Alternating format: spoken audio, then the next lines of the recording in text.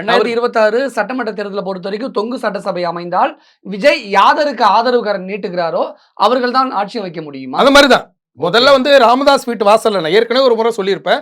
Ramadoss sir வீட்டு வாசல்ல வந்து நிறைய பேர் ஏடிஎம்கே டிஎம்கே இருந்தாங்க. அதுக்கடுத்து வந்து பார்த்தீங்கன்னா விஜயன் சார் வீட்டு வாசல்ல இருந்தாங்க.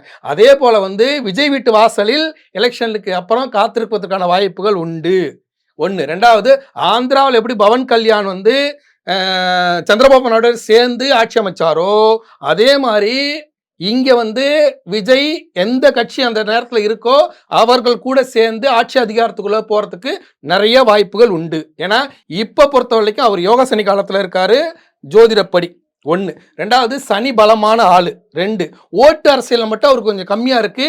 அந்த கம்மியான விஷயத்தை புஷி ஆனந்த் மாதிரி ஆட்கள் பேலன்ஸ் பண்றாங்க. புஷி ஆனந்த் பொதுச் செயலாளர் ஒரு பெரிய பிளஸ் தான். அது அவர் வந்து ஒரு ஓட்டு அரசியல் நல்ல மனுஷங்கிற ஒரு இமேஜ், நிறைய சின்ன சின்ன கான்ட்ரவர்சி இருந்தாலும் ஒரு நல்ல மனுஷங்கிற ஒரு இமேஜ், நல்ல மனுஷன். அவருக்கு வந்து ரொம்ப ஒரு இதெல்லாம் தெரியாது, ரொம்ப கேஷுவலான ஆள் தான். சின்ன சின்னதாக தெரியுமே ரொம்ப பாலிடிக்ஸில் சாணக்கியத்தனம் அப்படிலாம் தெரியாத ஒரு நார்மலான ஆள். கரெக்டாக தான் வச்சுருக்காங்க. ஆதவ அர்ஜுனா மாதிரி ஆட்கள்லாம் உள்ளே போனது, கிஷோர் பிரசாந்த் கிஷோர் இவங்க உள்ளே போனது கண்டிப்பாக இவருக்கு வந்து ஒரு எதிர்கட்சி தலைவராகவோ ஒரு டெப்டி சிஎம் ஆகவோ வாங்கி கொடுக்கறதுக்கான வாய்ப்புகள் உண்டு. சிஎம் ஆகிறதுக்கான வாய்ப்புகள் குறைவு.